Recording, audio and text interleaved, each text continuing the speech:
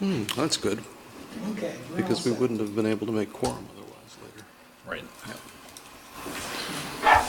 Okay, Charlie L's all good, you guys all good? Mark is there. You can hear me? I don't have a screen. Oh, we forgot that. Click the screen looking one. Sorry, we have no mouse. We have no mouse, so we're like, all thrown off now. Just hit share. Yeah, I wouldn't be able to work on the laptop without a mouse. Well, Ray's doing admirably. Oh, really? There we go. I have a screen. All right.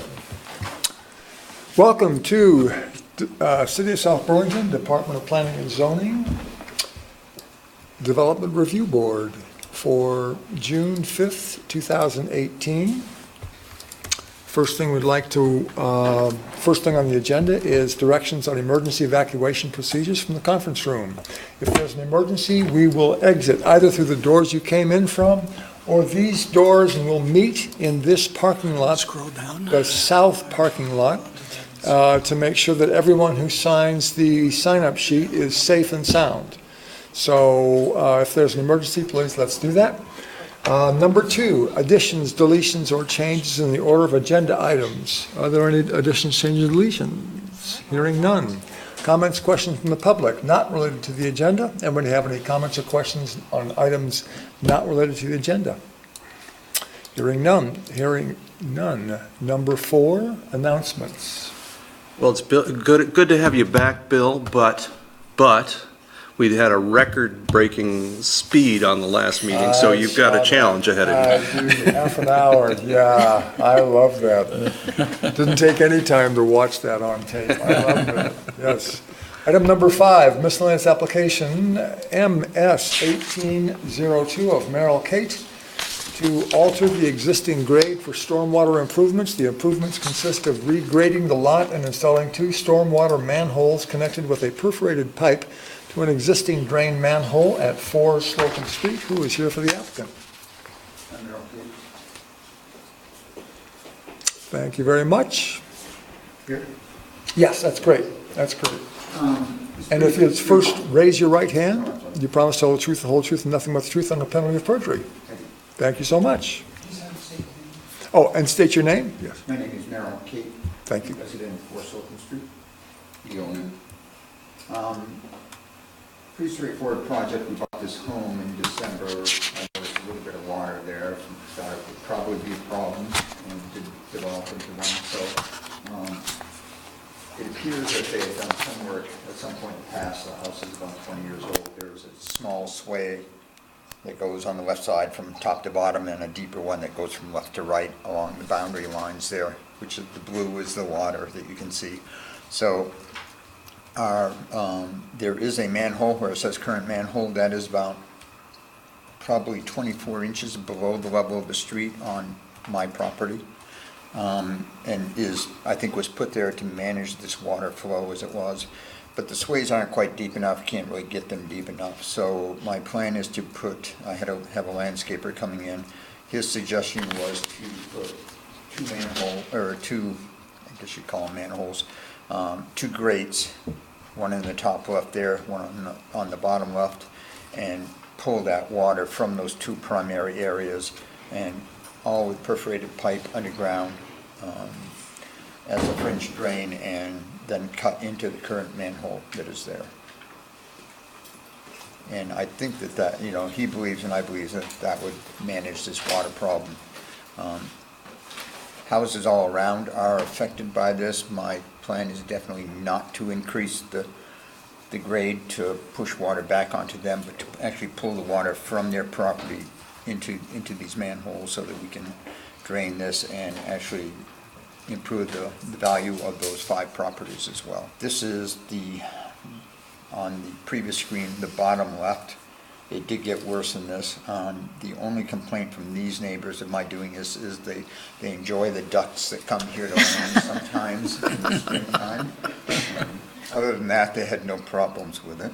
If you scroll down a little more, I did this. This is one of the sways that was cut in. You can see it works a little bit, but it's not enough to actually manage the complete drainage facility. You can see a little white pin there that is my property line, so you can see the water does go onto the other two properties there as well.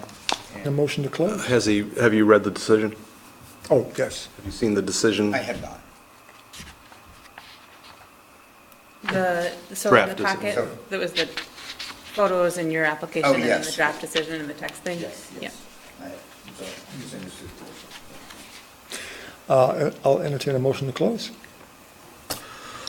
I move that we close 1802 of Merrill Kate for 4 Slocum Street.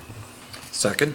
Been moved and seconded, we close this application. All in favor, say aye. Aye. Aye. Opposed? Thank you very much. Steps. Next steps, Ray and Marla will, or you can please contact Ray and Marla and give their plans and so on? Yep. Great. Sounds great. Thank you so much. Take care. Next item on the agenda, continued conditional use application, CU 1807, and site plan application SP 1815 of Trono Fuels to amend a previously approved site plan for an auto repair facility. The amendment consists of constructing a 1,600 square foot addition to the existing building, adding a paved parking lot, and changing the use to contractor or building trade facility. A portion of the proposed work is located within a stream buffer, requiring conditional use review at 10 Lime Rock Road. Who is here for the applicant? This is Jeff Goller from Trudell Consulting Engineer, and I'm the landscape architect on the project. And you were not here at the last, so this is like continued from last week, right? For the last meeting, but he would need to be sworn in. Yes, right. So please raise your right hand. You promise to tell the truth, whole truth, and nothing but the truth under penalty of perjury. Thank you so much. Please describe what's changed. Well, on the first plan, we did not allow for the replacement of the landscape that was being removed. There was a 16-inch maple that's died that needed to be accounted for, and so what I did is I planted 7 willows on the back of the property down in the grass of the wet area, and also just the number of shrubs that we removed to move the sidewalk in the front of the building. I didn't have enough plants in there as a trade-off, so we added more there to make the values match. Yep, you see the plant list.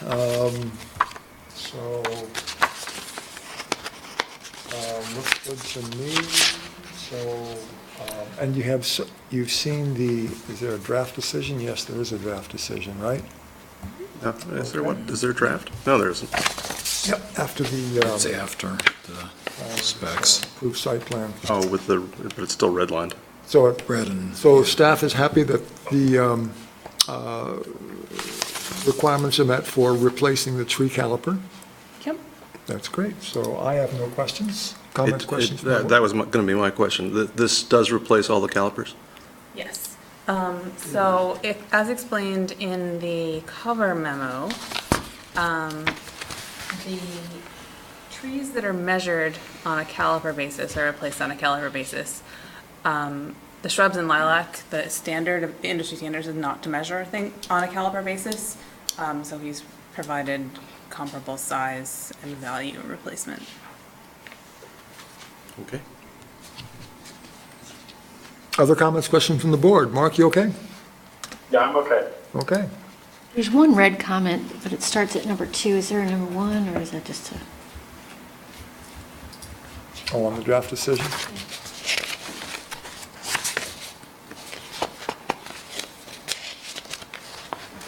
The stream buffer, which may be more suitable for snow storage? Or is that just from last week? So that should not, yeah, sorry. That should be removed because I added a condition to reflect what Abby had agreed to last week, which is to relocate the snow storage to that other spot. Exactly, right, that's what I heard on the tape. Thank goodness for that tape, huh? I love that tape. It's great. It's not a tape, but, okay. Other comments, questions from the board? I'm all set. Comments, questions from the public? I'm all set. Thank you. Other comments, questions from the public? Hearing none, entertain a motion to close. I move that we close have I got this right? SP 1816 and CU 1807 of 10 Lime Rock Road. Is it 16 or 15? 15. Okay, 15. SP 1816 and CU 1807 according to the cover. There's a typo in the agenda. Yeah, the agenda has 1815. Yep. Which is correct. So it's 16. It's 16. Well, I'm closing the right one then. All right, real quick. Done. Second. It's been moved and seconded. We close this application. All in favor, say aye. Aye. All right. Opposed? Thank you very much. Take care. Item number 7, final plat application, SD 1815 of Ernest N. Auclair Family Trust to subdivide an existing parcel developed with a single-family dwelling into 2 lots of 15 acres, Lot 1, and 117 acres, Lot 2, at 1731 Heinsberg Road. Who is here for the applicant? Hi, I am Andrea Dotolo of Trudell Consulting Engineers. I'm the owner. Jennifer Auclair Morway. And this is a swear-in. Please raise your right hand. Promise to tell the truth, the whole truth, and nothing but the truth under penalty of perjury. Thank you. Thank you very much. Please describe what you're doing. All right, so this is just a final application. It's a simple subdivision, subdividing off a 15-acre lot with a remaining 117-acre lot. Nothing has been changed since the initial application, although we do have draft findings that we'd like to review with you guys. Great. Let's see, you are obviously looking at the draft decision. I am. Okay. I don't see any comments. Do you see any comments we need to pay attention to? They're not highlighted in red Oh, because no. we didn't think they were a big deal, but the 2 items were, that are conditions for amendment of the plan. So if you scroll down to condition number 3. Everything else is boilerplate except condition number 3, which requires that the plat plan be revised to show a 20-foot wide access easement on the 15-acre lot to serve the 117-acre lot, and show a utility easement on the 15-acre lot to serve the 117-acre lot. The 20-foot wide access easement is required by our standard, not explicitly, but access is required. The board can't approve subdivisions without access. And then V-Trans also sent us a note requesting that easement. And then the utility easement is simply for the purpose of the existing electric line that serves the existing barn. So I see the access easement, I don't see the, I'm sorry, I'm not finding the utility easement, which, Item number 9. board finds, there it is, just pay attention. Okay, it's needed. Okay, comments on those? Yeah, so we were wondering about the 20-foot access easement from the 15-acre parcel. It seems that the 117-acre parcel would have more than adequate room for access. It's got over 4,000 feet of frontage along both Route 116 and Cheese Factory Road, and it does have 2 existing curb cuts along Route 116. Unfortunately, those plans don't highlight the 117-acre parcel. There's a small cutout on C201, which is the second plan. We do have pictures of the curb cutouts, if that's helpful, though. Yeah, Marla, what's the purpose? I mean, they've got a ton of frontage. Right, so it's to provide access to the existing structure. If it were a completely undeveloped lot, Oh, you're saying this little dairy barn at the bottom is the so issue? if it were a completely undeveloped lot, then we would say, we'll figure out access later, or whoever develops it will figure out access later, because it does have so much frontage. But we felt So that. the whole concern is the dairy barn at the bottom. Yeah, we felt that the standard requiring access There is implied that we current- needed a There is driveway. currently a road that goes from 116 through the back where the curb cut is to the barn. Through the 15-acre lot or through the?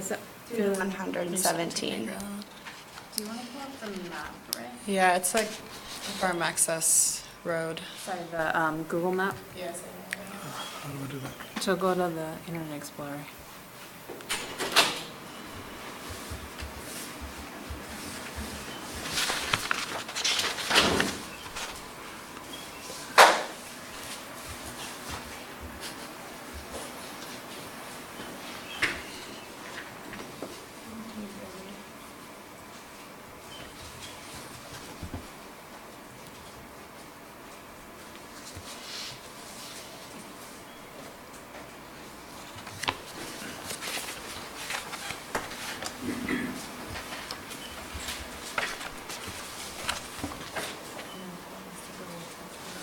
Place.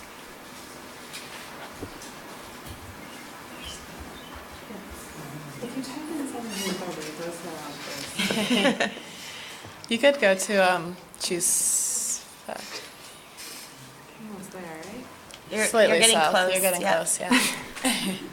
A little Sorry. bit more. It should be easier with a mouse.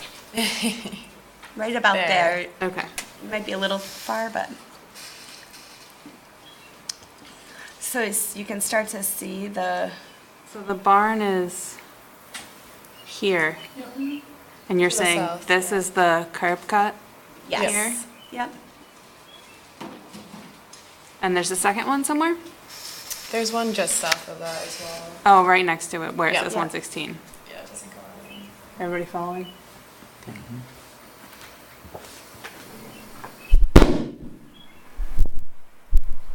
Is that adequate as far as the staff is concerned? I think for legal access, yes. Was there utility, Right. utility easement? Right, I think the question is just about the Just the vehicular. utility. Yep, we're okay with the utility easement. Okay, I think that's fine. Okay. Okay. And that satisfies V-Trans requirements as well? Yeah, the blue highlighted phrase. Under item 3? Yeah, I'm just reviewing what it says. They note that the standards of section 1111 require an access plan to be provided for the current use. So if the access plan for the current use is the driveway to the south of the barn, I suppose that qualifies. I do sort of wonder what the definition of access plan is for V-Trans purposes. I don't want to approve something that wouldn't meet their standards. So maybe that's something I can do quickly during our deliberative session, is look up the definition of access plan under the PVSA section 1111. Try that right now. I don't believe that barn's going to be there. It's pretty. So, I mean, I don't think it's a. I think it might be a mute point, but I get it, so.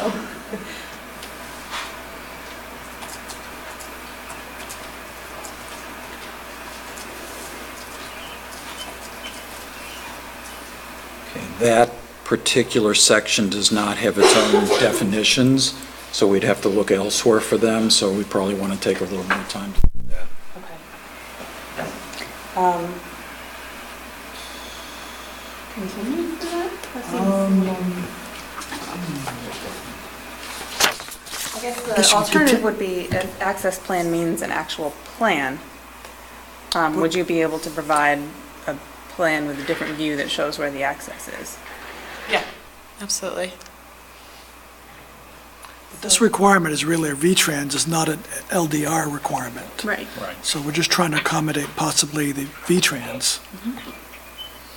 So. Is that an administrative thing then? I guess I'm wondering if we can close the hearing, figure out what access plan means, and then if it just means a plan of action, then we just Put a approve it as condition, written. yeah, we can put a condition in that requires something. And then if it requires a physical plan, then we Right. put a condition in that Yeah. requires. That's fine. That sounds good. Okay.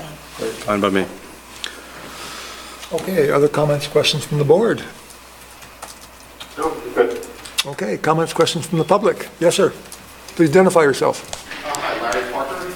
I'm a neighbor north of York Clares, 127 Hidden Meadow Lane. And I've got a couple of questions.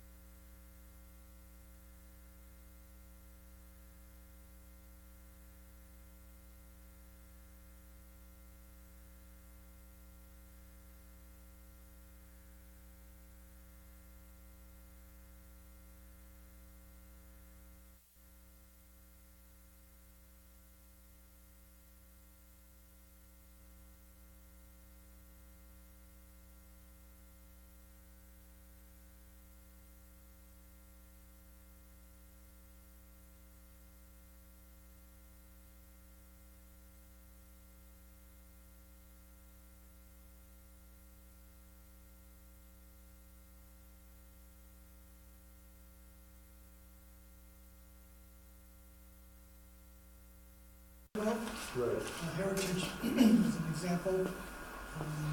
Just looking at this project, if we were to include or not include the pervious pavers as coverage, and down the road, you decide that it's not working and you want to rip it out and pave it with regular pavement, just like Heritage Flight did, then you're going to be way over your coverage. So there is a risk from the city and the applicant with using that for impervious surface when you could be pervious. So, Vice versa. could I just understand that you're saying that they haven't worked very well, and I think we have familiarity with them at other sites and know what you have to do. But is the issue of whether they work on us, and if we use them, then shame on us if we come back and ask to take them out without having to make some other changes to get the coverage ratio right? Well, the problem is you wouldn't have an improvable site without the parking spaces that you designated as impervious. Because you'd be below your required parking if you had to remove them. So if you needed to remove them or replace them with impervious, then you wouldn't have a compliant site and we would be stuck with this constructed project that doesn't comply. There's a second issue in our minds as well, which is lot coverage acts in most districts as a surrogate for open space and character of the neighborhood. Pavers to not count towards lot coverage. One could, in theory, place them across the entire site, and then there would be no aesthetic quality to the site. So our inclination, go ahead, sorry, Mark, go ahead. Oh, no, I was going to say, that's what I was going to say with Marla, just that, you know, the district already has a pretty high lot coverage. The 30% remaining is going to be open space, green space. And you're right, if you pervious pavers, whether they work or don't work, still have the appearance of pavement, you know. And so, yeah, in theory, we did allow this as a standard. We could pave the entire site and just say we're taking care of all drainage. The 30% remaining is for green space. And we've always sort of adhered to that, especially when we come in with these non-conforming sites that have, you know, that are pre-existing conditions of way over lot coverage. And we try to get a little more green space, like in the front yard lot coverage, by adding green and not pervious pavers. So I personally don't support the pervious paver issue if it goes over the lot coverage. Okay, a strong no, sorry. Okay. The next, are we, oh, sorry. Okay. The next issue is there are some nonconformities, some existing nonconformities at the site. And I'd like to discuss these one by one if we can. I will mention that the hotel building that's there, which I understand from Skip Hockner, the police, he says the police are there twice a week handling issues that arise at that building. That building is also in, that's not, it has a setback issue. It has setback violations. And we would fix those setback violations so they didn't exist anymore. Nevertheless, there would be some other nonconformities that exist and that we would ask that they continue to exist, but we wouldn't be making them worse. One of them is that the canopy structure, there was actually a variance that was granted to allow the canopy structure to be built. We propose to take down the building that is on the service station property and replace that with, and so there would be less, we would add 2 pumps and some more canopy, but the end result is that there would be less structure on the service station property. Where we would build, we would not be adding to the setback nonconformity. The existing canopy would stay. A lot of money has been invested in doing the pump and tank upgrades, and so we would keep those, but we would propose to take the building down to add 2 more pumps. We think we can do that under the allowance that simply says we can, as long as we're not adding to the nonconformity for the structure, we can spend up to $125,000 to add to. That's just the easiest way to get there, but that's what we're going to be proposing. You want me to go on to other nonconformities? Can I just clarify, the structure that you're proposing to tear down is not connected to the non-conforming structure, is that correct? It is not connected to the non-conforming structure, yes, that's correct. So you'd be removing a conforming structure and expanding a non-conforming structure? In a way that the non-conforming structure is, we're not expanding the non-conformity of the canopy. We'd be expanding it in an area within the setbacks. It's the back part of the canopy. It's the part away from the street. It's not the part out by the street for which a variance was granted. So the next is. So just a quick question. Are we all okay on that? Staff, are you okay with that? Mark, John, Jennifer? I don't know. I just don't have a straight We answer yet. we have to see a little more detail? I just don't have a straight answer. I don't have a problem with the old store going, or the old service station going away. I'm a little confused on the legal side of it, and I want to think about it a little bit. So, Okay. And we're happy, as I said, this may be an unusual sketch plan. If it takes a couple weeks to get through these issues, to get to the bottom of them, but some of these are go, no go. Yeah. And for us. So there's a question about whether we're changing the non-conforming use. And we believe that what's out there now is a service station use. I have interviewed Mr. Skip Hockner. He's happy to come here and confirm at a meeting that, yeah, what I do fits within the definition of a service station use. There have been at least 3 decisions that have looked at that and said, yeah, this is a service station use. The only question seems to be, Skip Hockner has done what he says are minor car repairs there, and his, I hope I've got his language. The current owner describes this work as light-duty, quick, in and out auto repairs, and I can tell you what they are. We think if the definition of a service station includes minor repairs, the allowance for minor repairs, staff has raised the issue that no, what may be going on there is that you're doing, it's a car, which is a service station use, and a major car repair or motorcycle repair business. We think that it is not a major, we think there's one use that's a service station use, and we base that on these facts.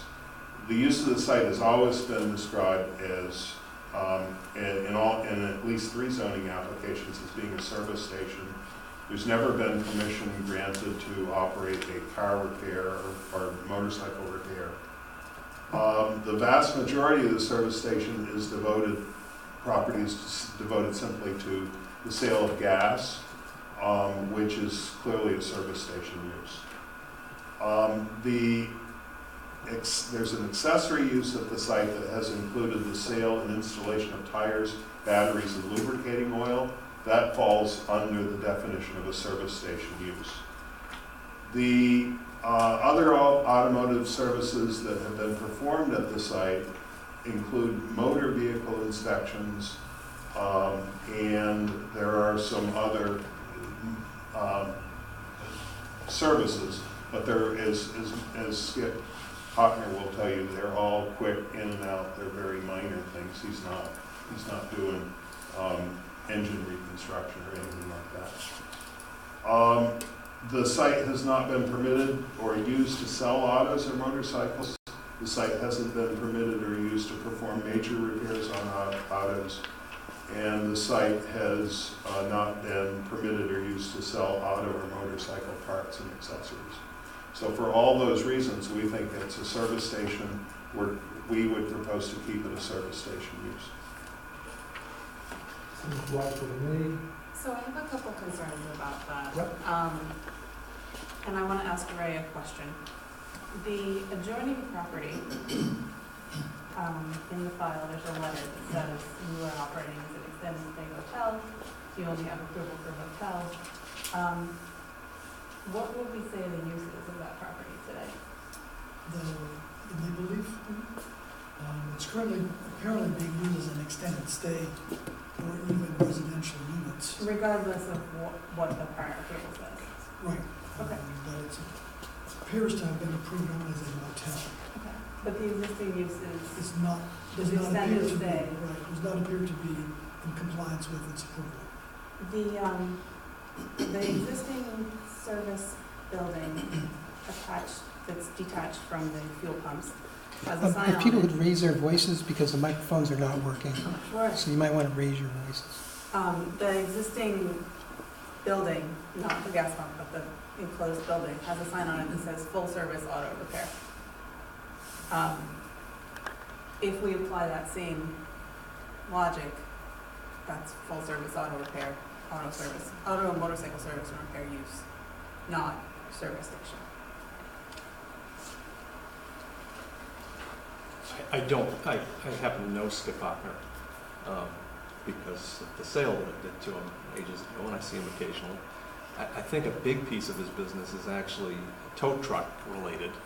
Is that not correct? Because there's a bunch of tow trucks sitting on his. I think you've done more work. Yeah, we did work for him in Heinsberg. I think his towing facility is actually out of an Act 250 approved site in Heinsberg. Well, perhaps so, but there are tow trucks. He's got large scale tow trucks sitting on this property that get onto the highway very quickly. I don't think Skip's all that busy in this shop. So, I mean, I hear you, Marla, but I don't think he's doing a whole lot in there. I think it's basically a gas business.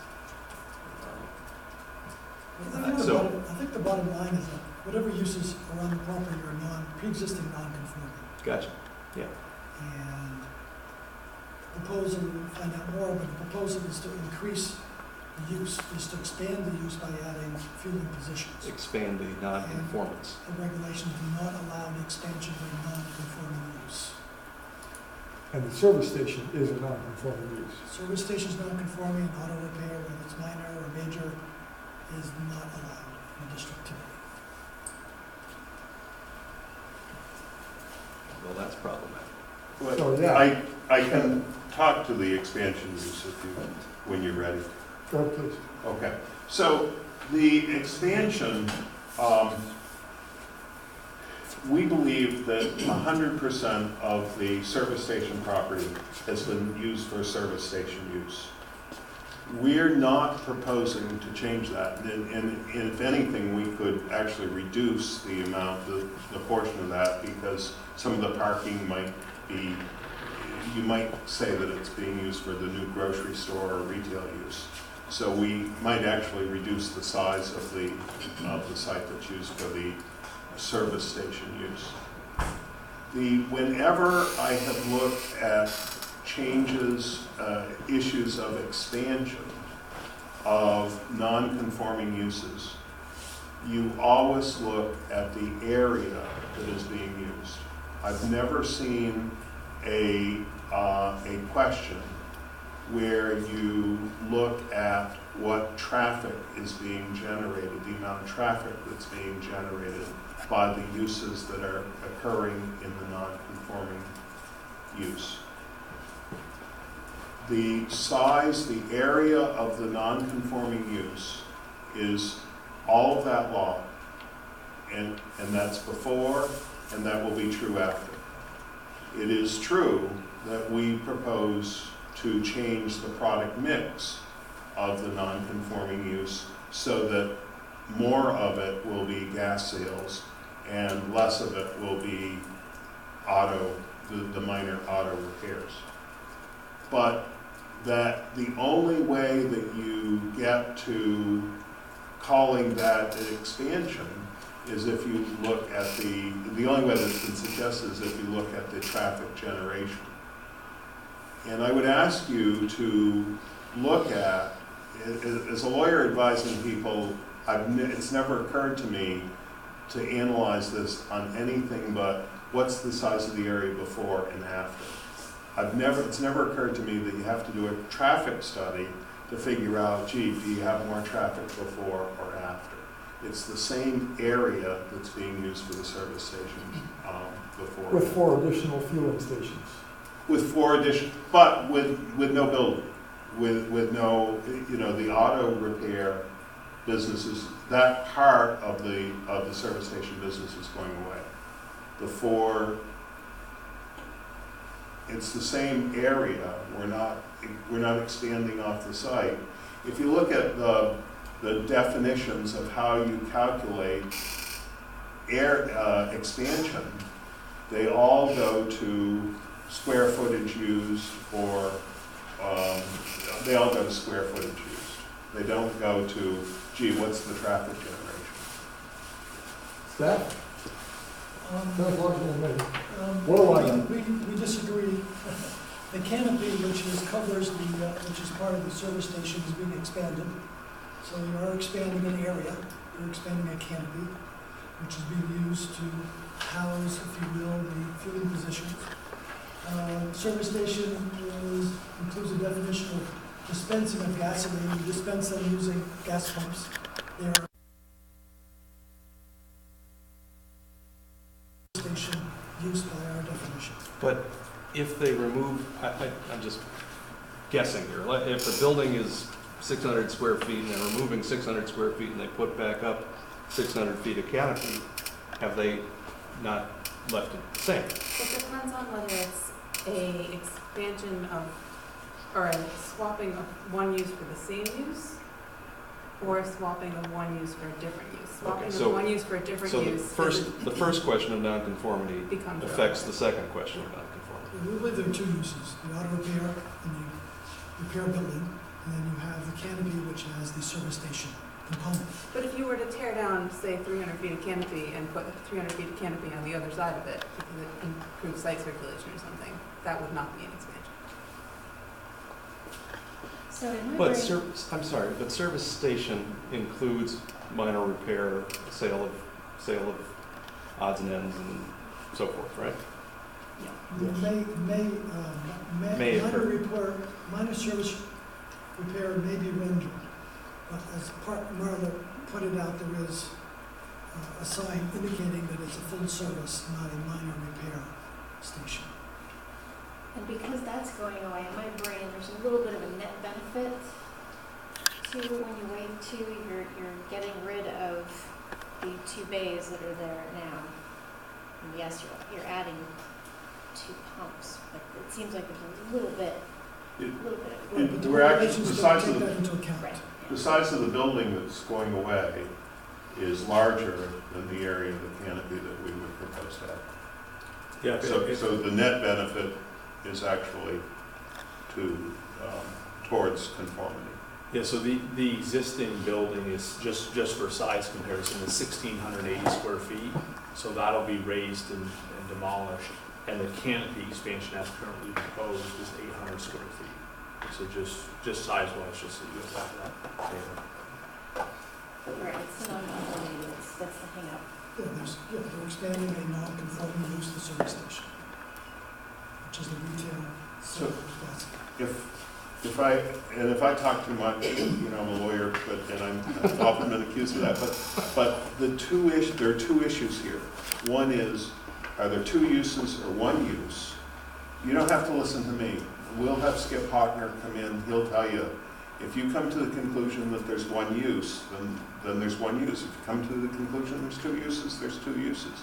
Put that issue aside, then the question is, are we expanding the one use that's the one, we think it's one use, are we expanding that one use? And that, I think you are on to the issue of, gee, we're actually going to have smaller, less buildings there. Yeah, I think this is a question of the two uses, and A question of what? Of the two uses. If it's Yeah. a single use, I don't have a problem with Right. it.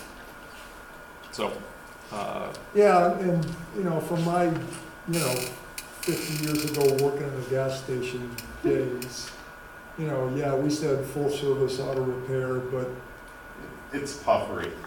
yeah. You want to get the customers in there. Yeah, we did brake jobs and, we didn't do engine overhauls for crying out loud. So,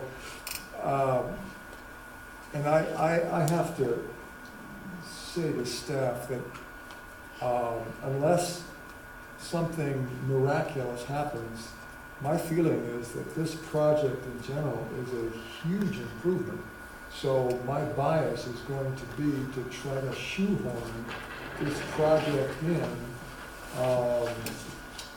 with, all due respect to the LDRs and all due respect to you guys. So I just have to lay that bias out there, that I'm in favor of this project because it's gonna be a big improvement. How so?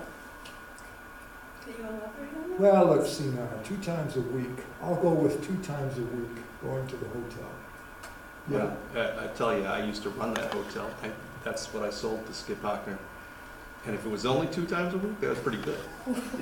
Yeah. We were, that hotel was really bad, Yeah. really bad. Yeah.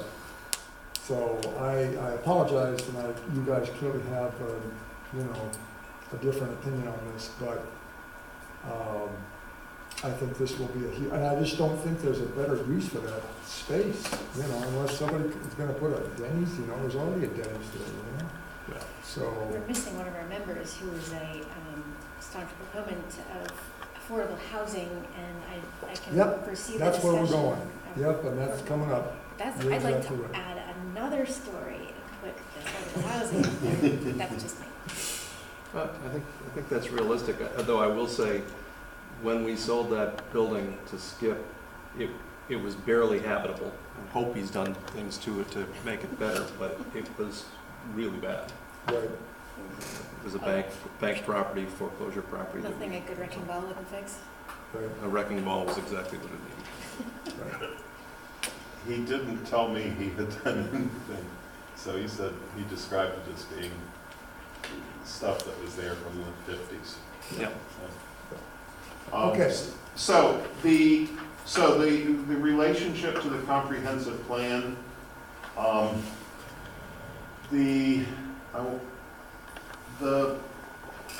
in general, the zoning law, and I'm sorry to go to the law, but the law is that you can do anything you want with your property unless it's clearly prohibited. And the language. Which comment are you on now? Excuse me, I'm on the relationship to the comprehensive plan issue. Okay, so I'm following. We skipped over traffic.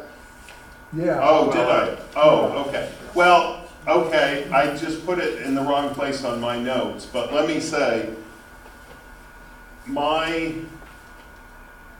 what I've recommended to the Valleys is 6 issues have been raised. If we can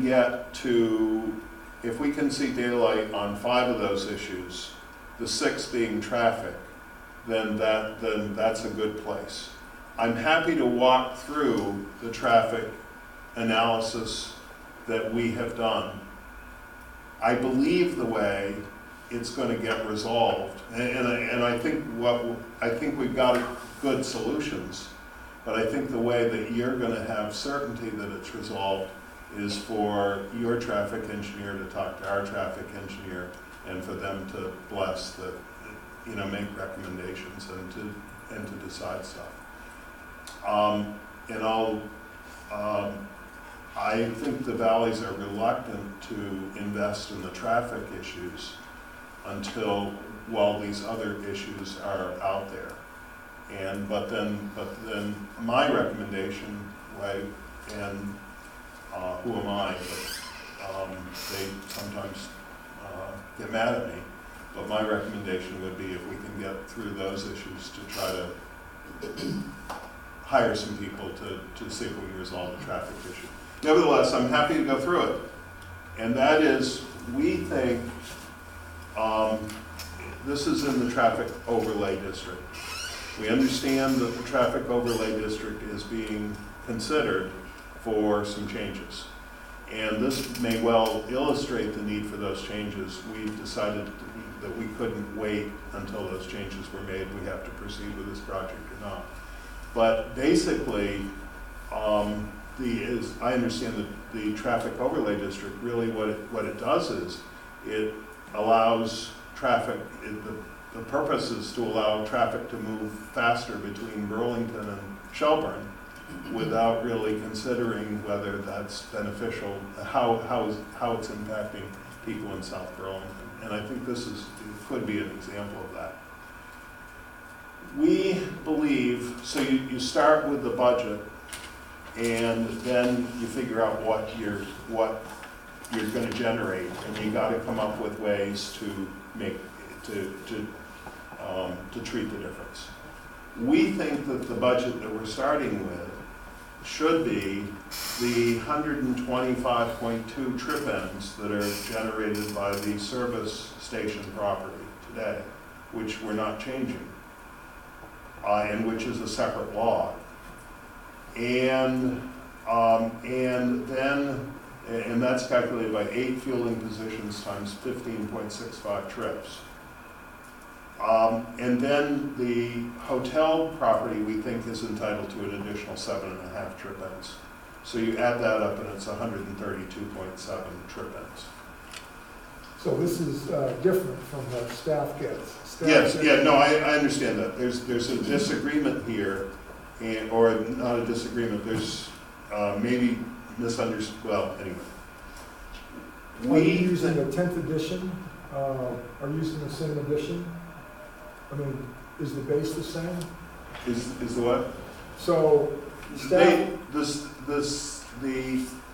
staff, I think, is analyzing this as, gee, this is going to be one law, and we think we can continue to treat it as 2 different laws.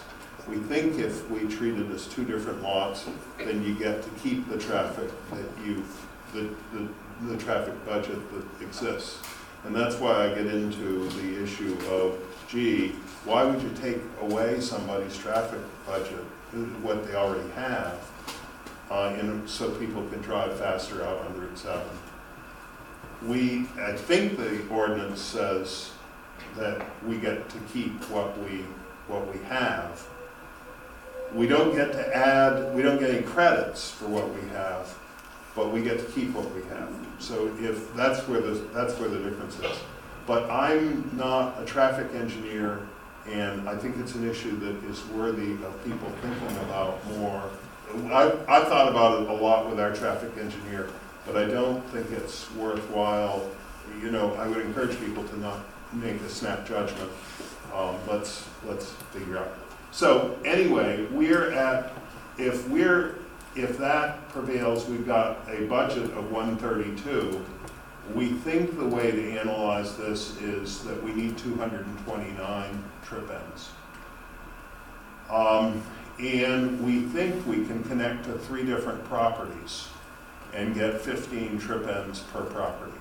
So then the increment, we're down to, what are we down to? A difference of about 40 or 50 trip ends.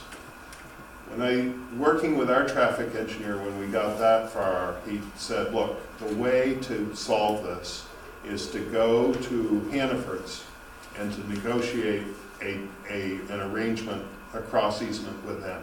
Because once we have the cross easement with them, then we can start looking at how traffic will be able to access the gas station without going out on Route 7. It will be able to come in the back way. And oh, by the way, Hannaford said, you want an easement to use our property, we're going to want an easement for our people to use your property. In addition, you open up, there are so many interconnections back there as far as being able to figure out, well, okay, we can't do it on our property, but where could we make traffic improvements that would allow us to come up with the end result that we have, that the traffic situation is better off for us, for our project having been done. So we don't have all the answers, but I'd like to sort of do it in a two-step process, because my client doesn't want to invest a lot of money in traffic engineers if these other issues are out. Staff has analyzed the traffic from the land development regulation perspective, since that's our requirement. Under land development regulations, the budget, that is for these two properties combined, is 15.56 strip ends. That is the regulatory budget under the land development regulations. It's simply a mathematical calculation based on 15 peak hour trip ends per 40,000 square feet of land area. You take the land area divided by 40,000, multiply times 15, you come up with 15.56. So that's the budget. Then you have these sort of the grandfather trips that the property currently generates, which we estimate using the ITE trip generation manual for both the motel and the gas/service station to be 117.24. We also estimate that the proposal with the additional fueling positions and the replacement of the motel with a 9,045, I'm not sure what number we used, convenience store to be about 243 trip ends. The credits that Mr. Anderson mentioned under the regulations are added to the budget being 15.56. So the applicant has to come up with 102 credits just to get them up to what they currently are generating. And then it doesn't take into account the additional traffic they're going to generate by adding 4 fueling positions and replacing the motel, which is a low traffic generator, which is a much higher traffic generator of a retail store of, let's say, 4,500 square feet. So we think that there's a big hurdle that the applicant needs to overcome to comply with the LDRs as far as traffic generation. Okay, so obviously we better table this part. See whether we can get through that. I think you're right, John. I think we got to get through everything except for traffic.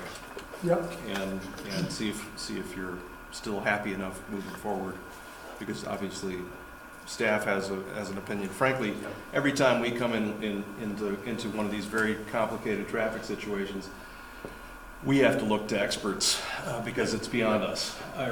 Speaking for me, it's beyond me.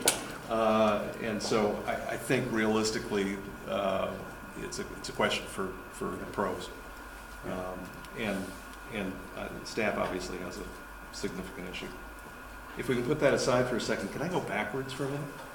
We skipped over non-conforming parking, which was 2D on the list. I think parking's coming up on number 5. Oh, Okay.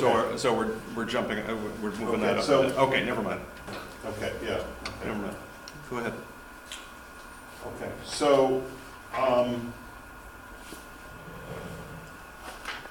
I think the next issue is the issue of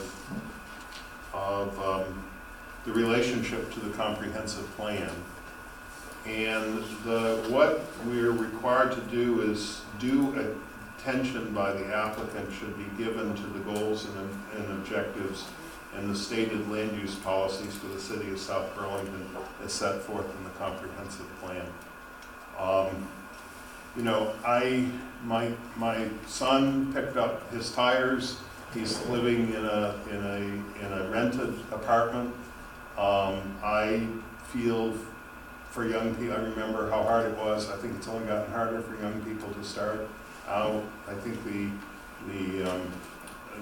housing situation is something that we all have to, we all have to worry about. But I'm not sure that we're legally required to keep that hotel there.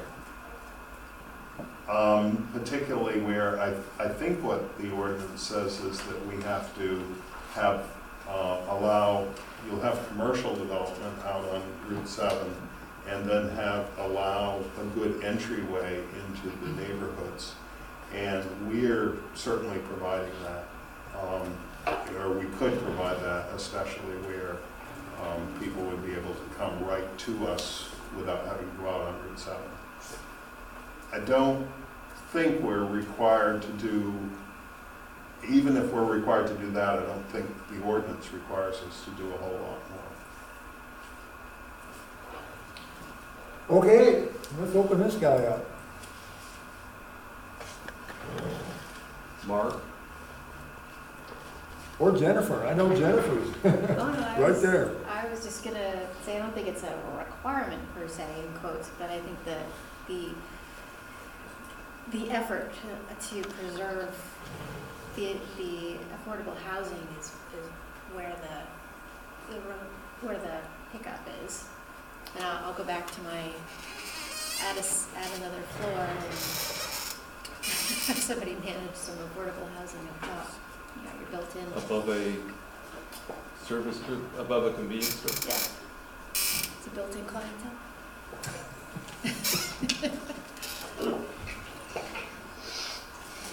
I think my take is that you're talking about a major intersection off the highway immediately after that. This is not where most people want to live. Well, no. There's a reason that motel doesn't do well. It's not a great spot for housing. I've always been of the opinion that the way Burlington does it, where you may have to buy credits for destroyed units, may make some sense.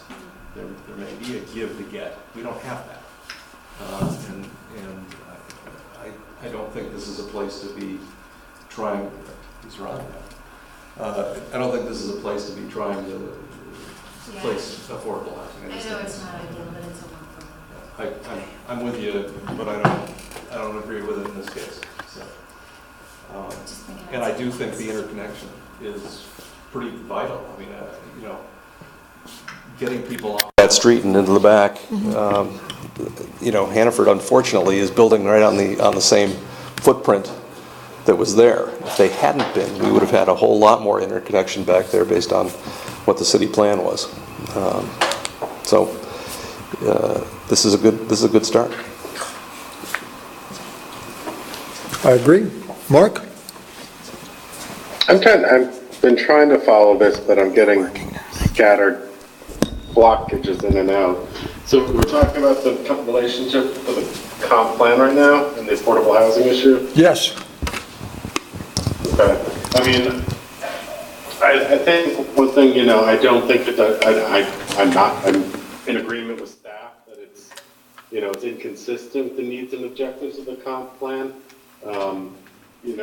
Bill, I heard what you were saying about this proposal is a vast improvement over what currently is there. And, we try to figure out a way to make it work. I'm not sure I'm in agreement on that concept and principle because, it kind of goes to what I've kind of said all along over the years, is that there'll be projects that come before us that we may love, but it doesn't work, it doesn't fit, and we may not be able to approve it. And then there's going to be projects that we really hate, and we have no other recourse but to approve it because it meets the standards. I think we're kind of, as we know, probably in a gray area right here because there does seem to be a lot of issues with this project in general, just based on the staff notes. We haven't even gotten to parking yet. But I am a little concerned about the fact that we're getting rid of what is arguably and notably, sort of like a known issue, residential parcel. But we are just It's replacing it with a service station. So I'm not, that's a sitting on the fence kind of answer right now, so I'm not really sure how I stand. I just don't think it does meet the needs and the objectives of the comp plan in what's currently there.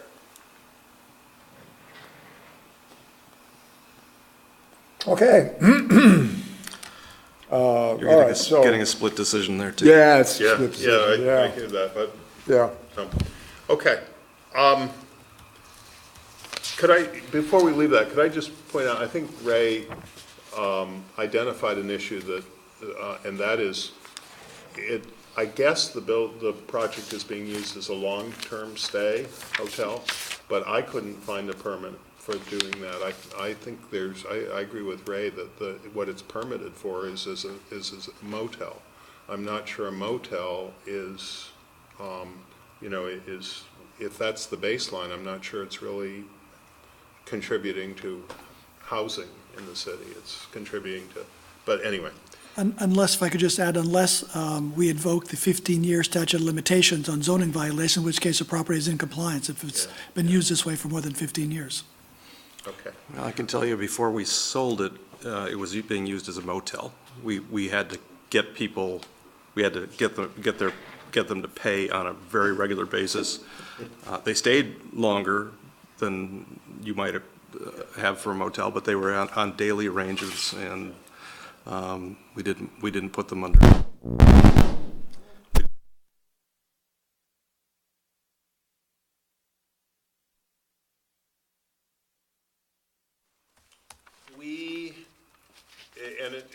I think the issue is really front yard parking. We recognize that there's a parking. We will meet the parking requirement. Exactly how we will do it if we fully develop the bottom floor, I don't know. We don't have enough spaces right now to meet the requirement if we develop the bottom floor. But the issue that I think is out there is the front yard, is whether the parking can be in the front yard. And what we would propose to do is to solve it, and there are really two ways, there are two ways to solve it. One is to keep the building where it is as shown, or the other is that we're prepared, if we have to put the parking that's shown under a porch so that it is behind the front of the building, if that's what we're required to do. We think, my concern, who am I? My concern is that if we put it under a porch, the intention is to have a one-of-a-kind building here that will be designed. I recognize your zoning ordinance doesn't allow you to look at that, but it will be a one-of-a-kind building because we want it to be handsome. Because you want what? We want it to be handsome. So, we want a good-looking site. And I think that it may be more challenging for an architect to do that if we have parking in front under a porch. But we've thought about it from a convenience store point of view, and what a concept. In the wintertime, people could drive in and be essentially indoors. So we think we can solve it, keeping the building where it is. Now, staff memo has suggested that we have to move the building up to the street. And the ordinance that you have is almost written for this site, I think. You have the slope, first of all, but then you have the Champlain Water District easement. And I don't know if we can show how far the Water District easement comes down, but the Water District easement that we can't build on top of is in the middle. It's in the middle of the two properties. So the alternative is if we come out to the street would be to put a building where we've got the entrance coming, where we've got the second, what is it, the southernmost entrance exit. If we put a building there and we still have the interconnection to Hannaford's, which everybody wants us to have, it's in your ordinance, then the way we would have that interconnection would be to go through the middle of the two lots. That would have our people, it would have the building being farther from the gas pumps, and it would have a lane of traffic running through between the building and the gas pumps. We think that is a bad design, because for safety reasons, if for nothing else. So your ordinance allows you to allow us to have front yard parking if the law has unique site conditions, such as a utility easement or unstable soils that allow for parking but not a building to be located adjacent to the public street. So we've got this huge easement that's in the middle of the property. We can't build on top of it. And although we don't know that we have soil issues, we do have a huge slope issue that we're trying to address. So our pitch would be to allow us to keep the building where we've got it, but if you say no, you can't park in front of the building, then we'll put a porch on. Ray, can I ask a question? Yes, please. Or Bill, can I ask a question, Ray and Marla? I guess I'm saying I don't see how putting a porch eliminates the zoning requirement. You can't park in front of the building because you're not parking under it. Would you feel that solves that you can't park in front of the building?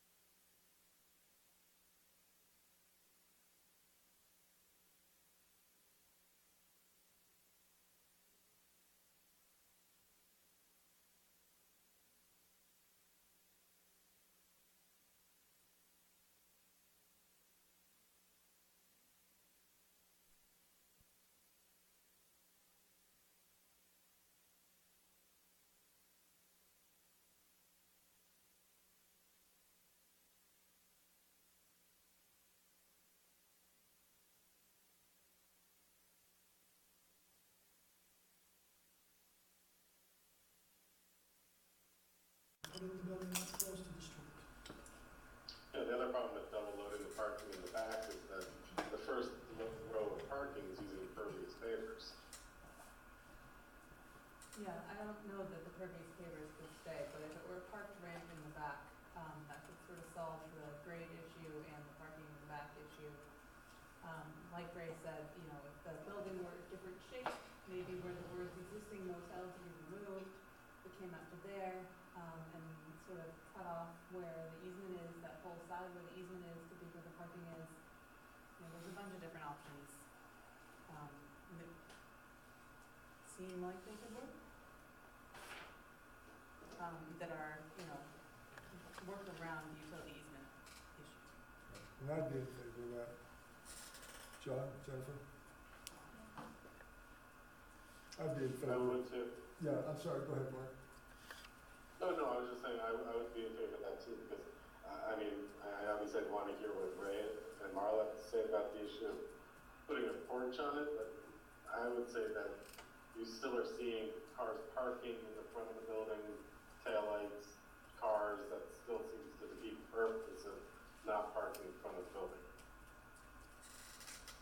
It would have to be super high too, because you know somebody with a bike on top, the car carrier is gonna go Right. right up under. Right. So I think the sense of the four members that are here is that we'd like very much to see like a reconfiguration. No, coming- it's 3 members. I'm happy with it. The porch. Oh, you're happy Yeah. with the porch? Yeah, Okay, actually, I'm I'm in favor of parking in front, so. Okay, 3 out of 4. Okay, so I guess now, I guess what I hear you saying is that you might want us to consider other designs. I don't know. Could we not determine where we are, what we'd like our next step to be right now? Can we talk about it and figure it out? Yep, for sure. And I guess, I don't know in terms of warning requirements for an adjourned sketch plan, if you need to notice us for the next meeting and. Just continue.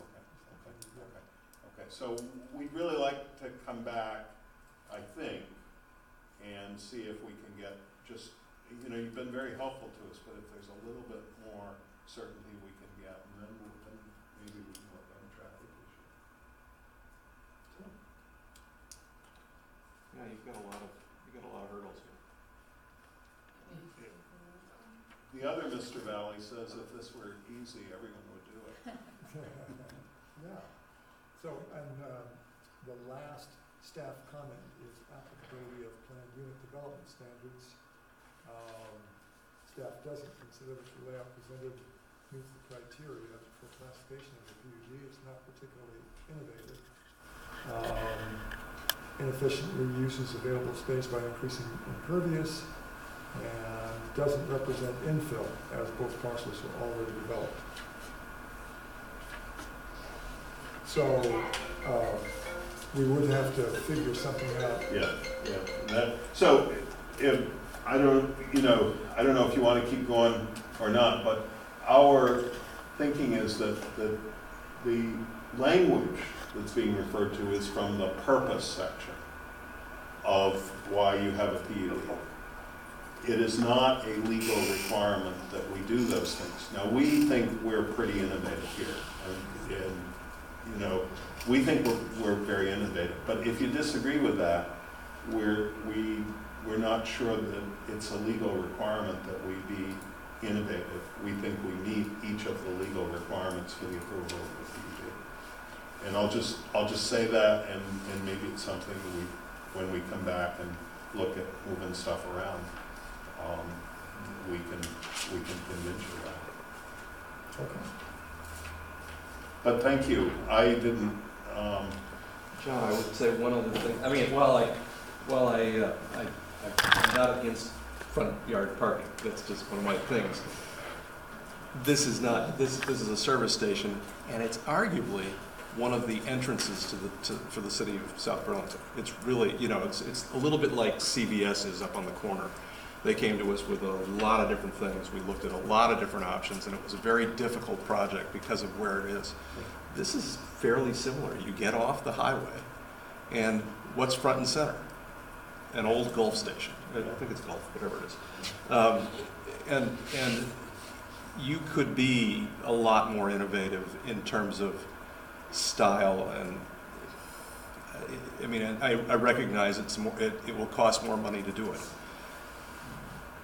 But you're up against a lot of things, and if you take Trader Joe's position and move from a wrinkled tin building to a nice brick frontage, you can sway this board to get something and give something. So I think that's fair. Right? When I talk there may be things that are impossible to get over. I don't know, because there are some staff issues here that are big. When I talked about one-of-a-kind design, I mean, I've worked with Valley all over the state, and they've done some really good designs. You're gonna call it the Maple Leaf or the Maple Field? And they'll hire an architect, but we gotta get through these other issues. I understand. I only bring it up because it's, you need to be prepared, because you're up against a lot here. Yeah. And some of these things may not be fixable, so. Okay, so we'd like to come back and have a second visit. Great. And you will work with staff on coming up with timing for that? Yeah. So, Meeting to continue them to. Okay. so if you want it to be on for the next hearing, which is June 19th, I would need revised materials by this Friday, which is a pretty high bar. The meeting after that is July 17th. The first July meeting is a recess, or whatever you call it. Skip the meetings. July 4th. July 4th, right. Skip out there. We haven't had public comment either. That's right.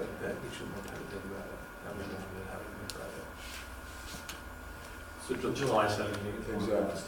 Right. So before we close, we do want to see if anyone in the public has comments. Yes, thank you. Right. My name is Sandra Moj, and I represent the abutting landowner, Moj Properties at 833 Queen City Park Road, LLC. Our property, if you want to scroll down a little and put the cursor on it, it's in the upper left-hand corner right there. So that's the property that I'm referencing. To the left, right? Yeah. Yes. Yeah. Cars. Yep. So our property lies down gradient and west of the gas station property. It's currently being utilized as a 30-unit apartment building and parking lot for the residences. We'd like to go on record to state that there's a pending claim against the property owner, Skip Hockner.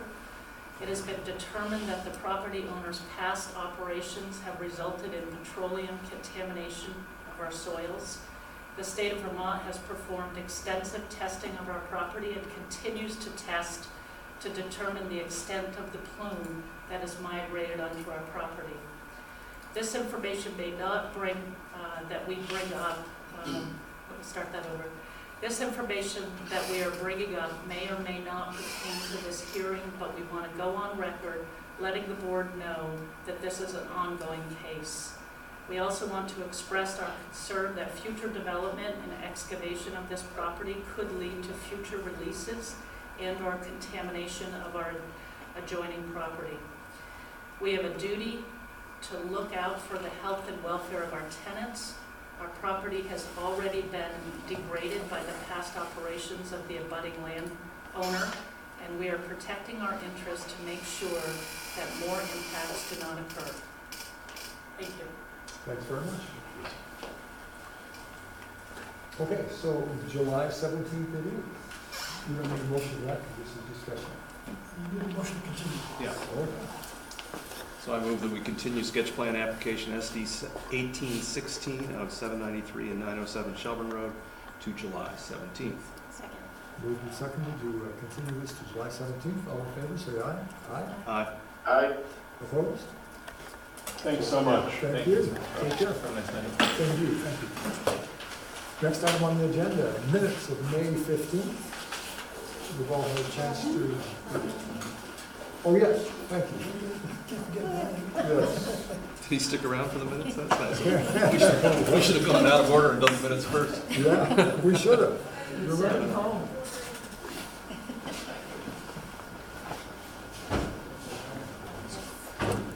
Poor guy. We should have gone out of order, Brian, and done the minutes next. Well, we have deliberations after. Oh, that's true. Oh, that's right, that's right. Right. So close. Feeling my inner Jennifer. So we've all had a chance to look at the minutes. Any comments, suggestions for changes?